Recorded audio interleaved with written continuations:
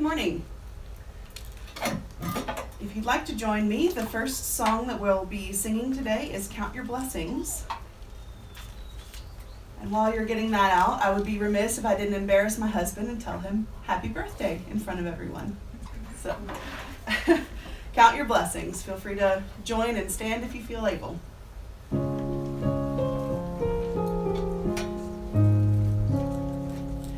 When upon life's billows you are tempest tossed, when you are discouraged thinking all is lost, count your many blessings, name them one by one, and it will surprise you what the Lord hath done. Count your blessings, name them one by one. Count your blessings, see what God hath done. Count your blessings, name them one by one. Count your many blessings, see what God hath done. Are you ever burdened with a load of care?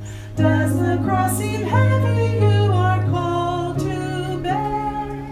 Count your many blessings, every doubt will fly, and you will be singing as the days go by.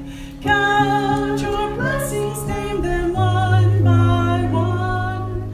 Count your blessings, see what God hath done. Count your blessings, name them one by one.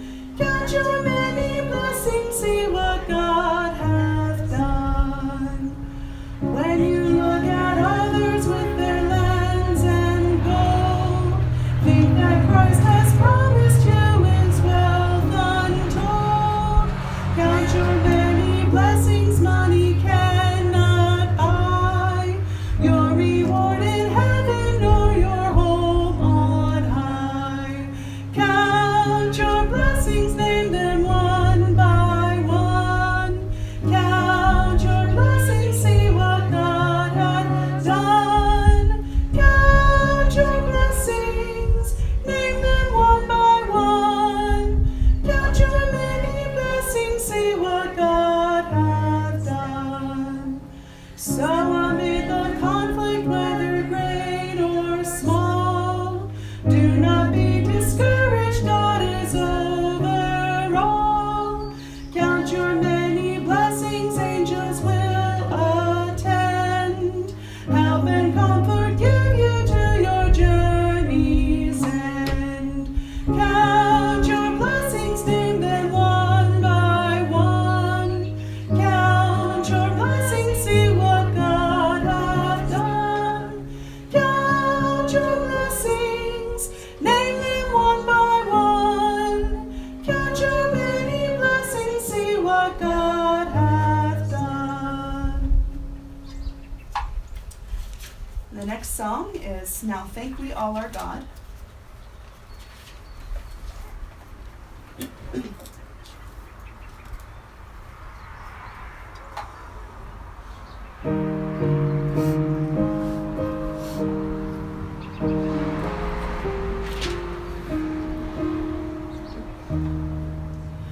Now I thank we all our God with heart and hands and voices, who wondrous things have done, in whom his world rejoices, who from our mother's arms hath blessed us on our way with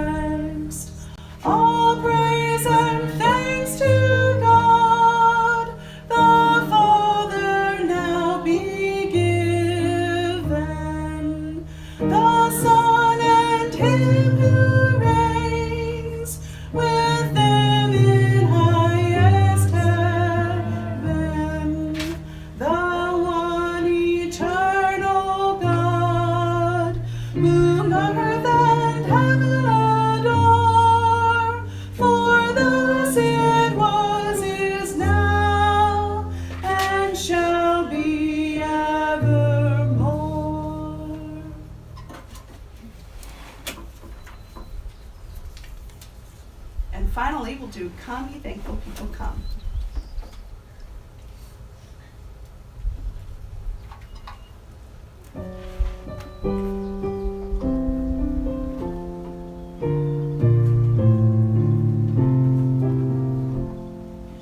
Come, ye thankful people, come, raise the song of harvest home. All is safely gathered in, ere the winter storms begin. God our Maker doth provide for our wants to be supplied. Come to God's own temple, come, raise the song of harvest home.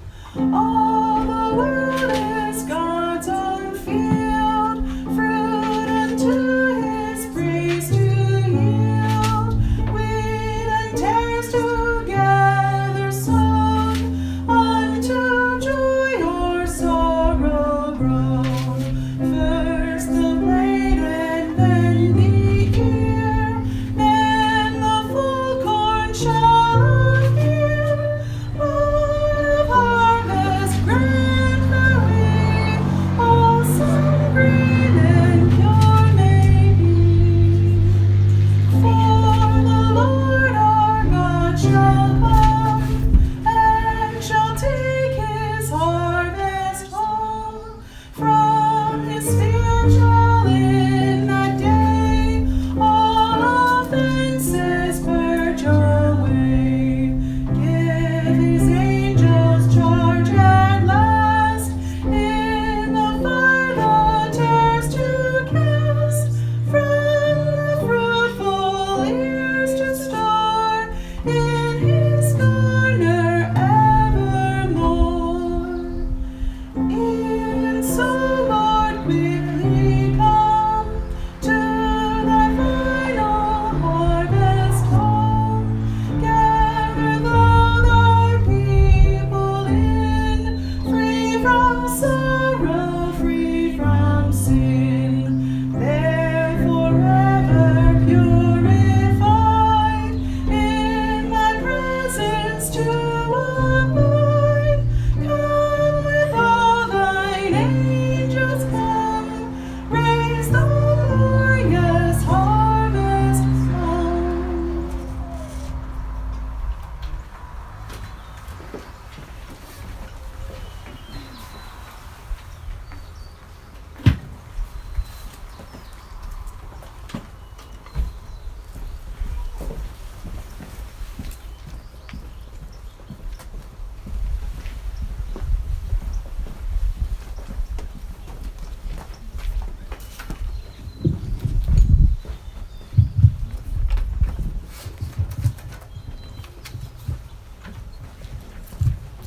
So as we look to Thanksgiving this week and begin the Advent season, we're actually going to stick a bookmark in at 1 Peter, and we're going to come back to 1 Peter January.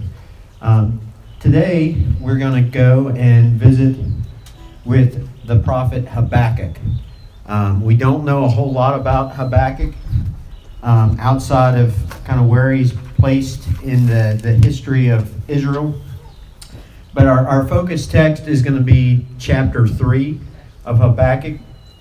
And as I read it this morning, if you look at the very first verse of Habakkuk 3 and the very last portion, you might think we're actually in Psalms. Because it says, a prayer of the prophet Habakkuk, according to Shinoah. And then at the bottom it says, for the choir director on string instruments. And I got to tell you, I looked pretty hard to find this to a tune. But it is not something that is commonly put to a tune. I found it in a really, really old hymnal to a tune, and I found it a lady doing a singing and piano to a tune. I'm not going to sing this morning, so you can be relieved there. But I am going to have Matt play a stringed instrument while I read the text this morning, because I just felt like it was appropriate, because that was Habakkuk's original instruction on on how to give this prayer and give this song. So Habakkuk 3, verse 1. A prayer of the prophet Habakkuk, according to Shigionoth. Lord, I have heard the report about you. Lord, I stand in awe of your deeds. Revive your work in these years. Make it known in these years. In your wrath, remember mercy. God comes from Teman, the Holy One from Mount Paran. His splendor covers the heavens, and the earth is full of his praise. His brilliance is like light. Rays are flashing from his hand. This is where his power is hidden. Plague goes before him, and pestilence follows in his steps. He stands and shakes the earth. He looks and startles the nations. The age-old mountains break apart, and the ancient hills sink down. His pathways are ancient. I see the tents of Cushan in his distress. The tent curtains of the land of Midian tremble. Are you angry at the rivers, Lord? Is your wrath against the rivers? Or is your rage against the sea when you ride on your horses, your victorious chariot? You took the sheaves from your bow. The arrows are ready to be used with an oath. You split the earth with rivers. The mountains see you and shudder. A downpour of water sweeps by. The deep roars with the voice and lifts its waves high. Sun and moon stand still in their lofty residence. At the flash of your flying arrows, at the brightness of your shining spear. You march across the earth with indignation. You trample down the nations in wrath. You come out to save your people, to save your anointed. You crush the leader of the house of the wicked and strip him from foot to neck. You pierce his head with his own spears. His warriors storm out to scatter us, gloating as if ready to secretly devour the weak. You tread the sea with your horses, stirring up the vast waters. I heard and I trembled within. My lips quivered at the sound. Rottenness entered my bones, and I trembled where I stood. Now I must quietly wait for the day of distress to come against the people invading us. Though the fig tree does not bud and there is no fruit on the vines, though the olive crop fails and the fields produce no food, though the flocks disappear from the pen and there are no herds in the stalls, yet I will celebrate the Lord. I will rejoice in the God of my salvation. The Lord my Lord is my strength. He makes my feet like those of a deer, enables me to walk on mountains high. And this is for the choir director on stringed instruments.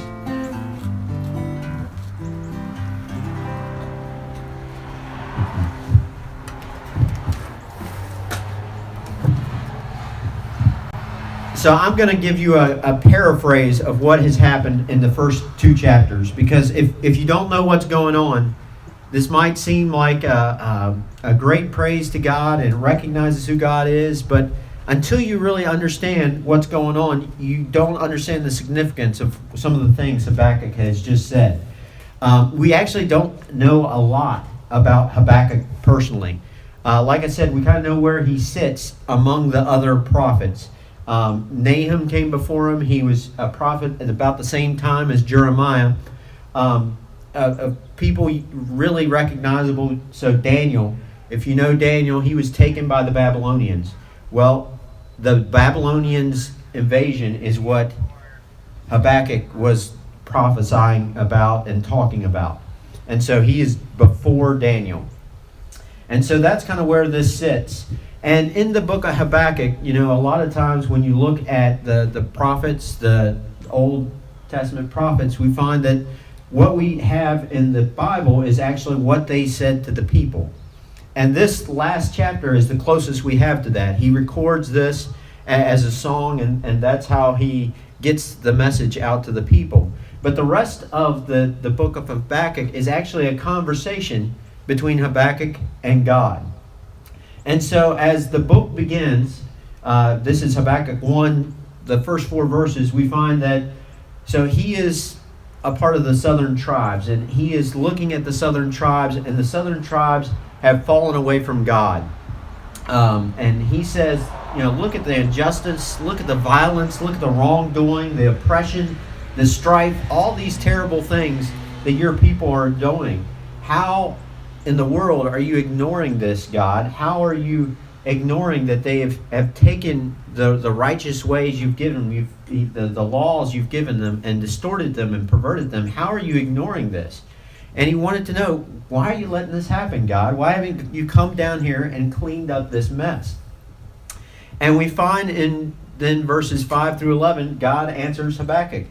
And of course, he knows what's going on with the southern kingdom. He is very aware that they've fallen away.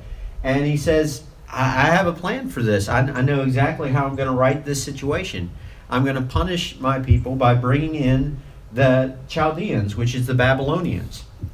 And as you can guess, Habakkuk was not too thrilled with this plan by God. He says, how in the world can you plan on using a terrible people like the Babylonians?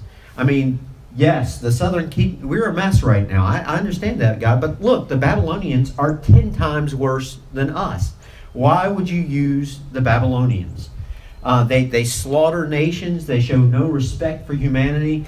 He compares the way that they go and slaughter people to they throw out a large fish net and just herd people in and slaughter them like we would fish. And so we find that response to God in the end of chapter 1 into chapter 2. And so then chapter 2, the rest of chapter 2 is God speaking. And he responds to Habakkuk again. And he says, yeah, I know the Babylonians are a bad bunch of people. They are wicked, wicked people. And they're going to be brought to justice, just like all the other wicked nations that have come before them and that will come after them. And he says, Habakkuk, you just need to be patient. You need to look in faith. You need to live in faith. Because you know that after I bring the Babylonians in to punish and get your hearts right, I'm going to have them conquered. I'm going to kick them out, and they're going to be brought to justice. And he says, so you need to be patient for my future justice, for my future salvation from these terrible people that I'm going to allow to come in. And then God uses what we call woes. And he says 5 woes. And he uses these woes to kind of describe the Babylonian people and how terrible they are, and the nations that will come before, or that have come before and then will come after them, that should expect judgment. And so the first and second woes describe, corrupt economic practices, stealing, plundering, borrowing without any concern of returning payment, gaining money dishonestly, and building up wealth even though it destroys others. So those are described in the first 2 woes. The third woe, he describes slavery and other cruel ways of building up nations through bloodshed and injustice. A fourth woe talks about the abuse of alcohol and the abuse of women. And then the final woe speaks about idolatry, the worship and service of anything other than God. And he specifically, God mentions out carved images being made and wealth being put together. So they're getting ready to see this time of even worse situation, because these Babylonians are going to come and they're going to take over, and these are the things they can expect from the Babylonians. God says, look, I know exactly what I'm doing. I know exactly who the Babylonians are, and I know exactly when I'm going to save you from these people once they come. And so this brings us to this final chapter, and this is Habakkuk's final response to God. And this is what we call a lament, and we find them in Psalms, we find them some in the prophets, as you guessed from the title, Lamentations includes lament. And there's a reason I had so much difficulty finding this. First of all, I think it talks about judgment a little too much for most of those that are musically inclined. But also, just laments are not very common in our spiritual wheelhouse right now. But this gives us a blueprint of how to handle grief and sorrow and disappointment and fear and pain and questioning God. In the book Dark Clouds, Deep Mercy, Discovering the Grace of Lament, it's described this way: lament is inviting us to grieve and trust, and to struggle and believe. So it's doing two things at one time, and that's what a lament does for us. And unfortunately, like I said, we just don't have this in our repertoire as part of our spiritual lives as a whole, as the church today. But this is a time I think we can look to this kind of song, this kind of prayer, and really find resonance. And so we have this song, this prayer, and it helps us resolve, and it helps Habakkuk resolve the struggle with questioning God. So as we look at his song here, in the first two verses, we see that Habakkuk pleads with God. He first of all recognizes God's resume. He says, I know what you've done in the past, and I know you've saved in the past, and I know who you are. I know that you save and protect. He calls on his past knowledge of God to say, listen, I know who you are. So why is this happening? So Habakkuk is struggling with the waiting. He wants God to inject his justice and salvation right now. He says, in these days, in these years, he wants to see those things happen now, not wait. He's worn out. He's been through the ringer. He's been struggling against the people of the southern tribes, and he's worn out with these bad people. And now he's got the news that worse people are on the way. So he wants to skip out on the wrath, and he wants to get right to the mercy. And so that's his plea. That's what he wants. He's not sure about God's timing. He's not sure about God's choice and methods. And so that's the first thing he puts out there. He says, I'm just still not sure. So then where does he go from there? 3 through 11, we see that Habakkuk recognizes God's awesomeness.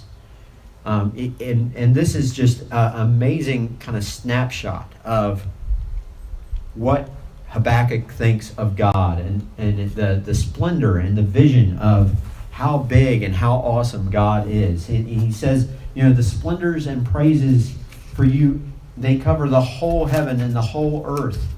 And as I read through this description, it very much parallels that scene we see from Mount Sinai in Exodus 19. Picking up in verse 16 there in Exodus, it says, on the third day, when morning came, there was thunder and lightning, and a thick cloud on the mountain, and a very loud blast from the ram's horn, so that all the people in the camp shuddered. Then Moses brought the people out of the camp to meet God, and they stood at the foot of the mountain. Mount Sinai was completely enveloped in smoke, because the Lord came down on it in fire. Its smoke went up like the smoke of a furnace, and the whole mountain shook violently. And the sound of the ram's horn grew louder and louder. And Moses spoke, and God answered him in the thunder. And so here we see this conversation and how things came down with Moses. And we really see the same kind of description from Habakkuk here. So, maybe he saw some of these things. But as we look through, he talks about all creation trembling and serving God. We see the lightning in verse 4 and verse 11. We see the earth split with rivers at creation in verse 9. It talks about the breaking and sinking of hills and mountains in verse 6. Earthquakes, like was there in Mount Sinai in verse 6 and 10. And he talks about celestial objects subject to God's authority, sun and moon, in verse 11. And then finally we see the stirring up the seas and the oceans in verse 15. So we see a God who controls, who created everything and all the greatness of the world, from lightning to thunder to earthquakes. All of it is under his control because he created it all. Then we see a God of judgment, plagues and pestilence used in judgment in verse 5. And we know that this is something that we've seen and Habakkuk had seen of God in the past. You know, the plagues in Egypt in Exodus 9. Plagues had been used against Israel. Leviticus chapter 13 through 15, Numbers 16, and 2 Samuel 24. God had also used plagues against the Philistines in 1 Samuel 5 and 6. And it's also something promised later in parts of God's judgment in the future. In Zechariah 14 and then Revelations, throughout Revelations we find mentions in chapter 6, 7, 9, 11, 15, 16, 18. So throughout Revelations we see the promise of these judgments, including plagues and pestilence. But then through this, the recognition of who God is and the recognition that there needs to be judgment, then Habakkuk gets to the point and he sees that God provides salvation, and he begins to change his focus from what he doesn't like and the greatness of God, and seeing the greatness of God, that then informs what God is going to do next. And that is going to be, he's going to save his people. God will be victorious over the corrupt nations, including Babylon, which is the one that they're coming to face. And so we see that in verse 8 and then 12 through 15. So God saves his people. He had seen that through the Exodus. He'd seen him as God had taken his people out of Egypt and saved them from those wicked Egyptians. And he knew that would be possible from the Babylonians as well. So he sees that God provides salvation. And as we look, we also can look and see, the Philistines were people that God had saved them from. The Assyrians had been people God had saved them from. And so God always kept them, no matter what. That how terrible or dire things might have seemed, God was there to save them. And then verse 13, I don't know if you caught this, but God saves his anointed one. So at this point in time, Jesus had not come incarnate yet. This was before we have Jesus coming down as that baby, and as we look to Advent, this was before all that. And so God had promised to Abraham that blessing was going to come through his seed to the whole world. And so that promise of Jesus coming through this line meant that the line that the people of Israel had to be held and protected so Jesus could come from this chosen group of people. And so God is not only saving his people, but he is saving that precious line which he promised to send his ultimate salvation through. The ultimate salvation through Jesus. So he would not allow Satan to destroy the people of Israel, because he was saving these people for that special thing, for that final coming of the ultimate king, the line of Judah, Jesus, to come from this line. And so we see that Habakkuk chooses faith in God. He goes back to what God had called him to and encouraged him to there in chapter 2, that the righteous will live by faith. And that is where he comes to a closing in verses 16 through 19. He comes all the way back around to that. And the first thing he does, the trembling and the quivering, he recognizes his smallness before a great and huge God. And so he trembles, he quivers. As we have this amazing visual he puts in front of us, we consider Mount Sinai, we see all these huge examples of God's greatness and how it affects creation. He trembles. The realization of how great and powerful God is brings him to just an appropriate place of fear. And then Habakkuk finds something I think that we're probably missing more than anything else that we can pull away from Habakkuk. And it's just